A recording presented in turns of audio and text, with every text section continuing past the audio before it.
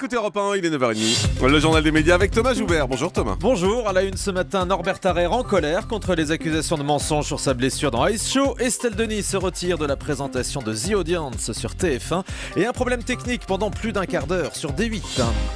Alors on en parlait tout à l'heure avec Bastien Millot, on va revenir sur la polémique autour de la blessure de Norbert Tarrer dans le Ice Show sur M6. Effectivement, mercredi soir, Norbert a chuté lors de sa première prestation. On vous rappelait au début de l'émission les doutes de nombreux internautes sur cette blessure, mais le candidat a tenu à mettre les points sur les i. Interrogé par nos confrères de Télé Loisirs, il affirme ne pas être un menteur, ni M6 ni aucune chaîne de télé n'ont les moyens d'acheter mon intégrité.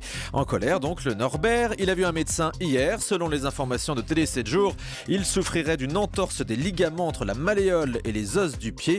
Il compte reprendre l'entraînement pour pouvoir participer au prime de mercredi prochain. Voilà, et on croit volontiers Norbert, juste reste la question, comment sur Twitter on pouvait annoncer dès ce week-end qu'il allait se blesser, que lui en particulier allait se blesser, candidat qui passait au début de l'émission, ce qui a permis également de faire du suspense pendant toute l'émission. On pose les questions, pour l'instant on n'a pas les réponses. Estelle Denis refuse finalement d'animer l'émission The Audience sur TF1. L'animatrice a décidé de se retirer du projet. Elle explique à nos confrères de TV Mag que l'émission ne lui correspondait pas forcément. The Audience est une émission de coaching où une personne qui doit prendre une décision cruciale dans sa vie est conseillée par 50 Français représentatifs de la population. Selon Estelle Denis, TF1 continue de travailler dessus, mais sans elle.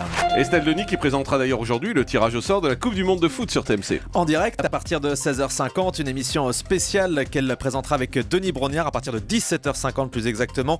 On connaîtra donc enfin les adversaires des Bleus pour ce mondial au Brésil. L'ex-présentatrice de 100% foot revient ici à ses premières amours, le football, et elle annonce sur Europe 1 qu'elle aimerait même participer à cette Coupe du Monde pour TF1. L'idée c'est de réagir à chaud sur les adversaires des Bleus, sur le tirage au sort en direct. Le premier tirage, on va savoir dans quel chapeau se trouve l'équipe de France, et puis le deuxième, on va connaître enfin les adversaires des Bleus pour cette Coupe du Monde 2014.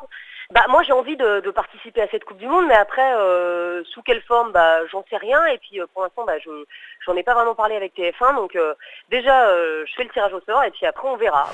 Voilà, c'est à 16h50 Oui, ce bien soir 16h50. sur TMC, on est des grands pros du foot ici. Un bug technique mercredi soir sur D8 dans le magazine Enquête d'actualité. C'était un sujet sur les repas de Noël qui a été diffusé sans commentaire, c'est-à-dire qu'on voyait les images mais la voix off s'est arrêtée en plein milieu du reportage jusqu'à la fin. On entendait le son d'ambiance, les musiques d'illustration, même des interviews non traduites, et ça a duré comme ça plus d'un quart d'heure. Un problème technique a eu lieu au moment du mixage. Emmanuel Chin travaille sur un nouveau magazine économique. Le créateur de Capital s'étonne dans une interview à Téléops qu'il n'y ait pas d'autre émission économique à la télé alors que l'économie est entrée dans la vie des gens. Emmanuel Chin annonce avoir quelques idées pour une émission qu'il produira mais qu'il ne présentera pas. Le journaliste révèle d'ailleurs qu'il a eu de nombreuses occasions de revenir à la présentation dans le domaine du magazine ou de l'information, mais il a refusé jusqu'à présent toutes les propositions. Jean-Luc Reichmann redevient l'animateur préféré des Français. Ce mois-ci, l'animateur des 12 coups de midi reprend la première place du TV-Scope de TV Magazine. Il devance Laurent Delahousse et Nagui. Stéphane Plaza et Michel Simès restent en embuscade derrière ce trio de tête. Ouais, Jean-Luc Reichmann sera notre invité jeudi prochain sur Europe 1. Yves Candebord confirme son départ de Masterchef. Le chef cuisinier veut se consacrer à son restaurant, mais on le verra tout de même dans Masterchef Junior le 27 décembre prochain sur TF1. Il déclare même ce matin aux Parisiens qu'il refera cette version avec les enfants avec plaisir si on lui demande, puisque le tournage ne dure que 5 jours et reste compatible avec ses activités. Samuel Le Bihan remplace Laurent Deutsch dans le téléfilm sur la vie de Laurent Fignon. Le rôle du coureur cycliste avait été confié à Laurent Deutsch, mais la production a décidé de modifier le scénario. Le Parisien nous apprend ce matin que le téléfilm s'appuiera finalement sur des images d'archives pour illustrer la carrière sportive de Laurent Fignon, et puis pour l'autre partie de sa vie, le réalisateur Fabien Antoniente a estimé que Samuel Le Bihan correspondait plus à la morphologie de Laurent Fignon. Le tournage débutera fin janvier pour une diffusion l'année prochaine sur France 2. Christiane Taubira, la ministre de la Justice, s'en prend au Figaro. C'est un organe de propagande, voilà ce qu'elle a déclaré hier sur LCI. La garde des Sceaux réagissait à un article du quotidien qui annonçait qu'elle préparait la dépénalisation du cannabis. Selon elle, le Figaro a eu des hallucinations. Elle ne veut pas commenter un journal qui a, dit-elle, rompu avec l'information.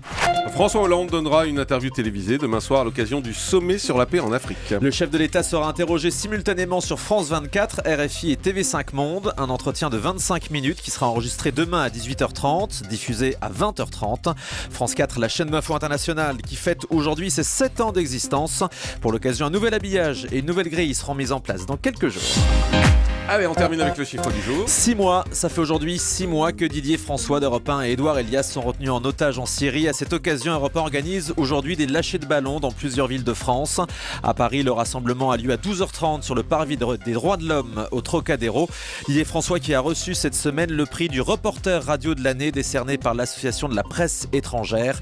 Nous pensons tous les jours à lui et à ses collègues retenus en Syrie. Effectivement, merci beaucoup Thomas Joubert. Europe 1. Le grand direct des médias, Jean-Marc Morandini.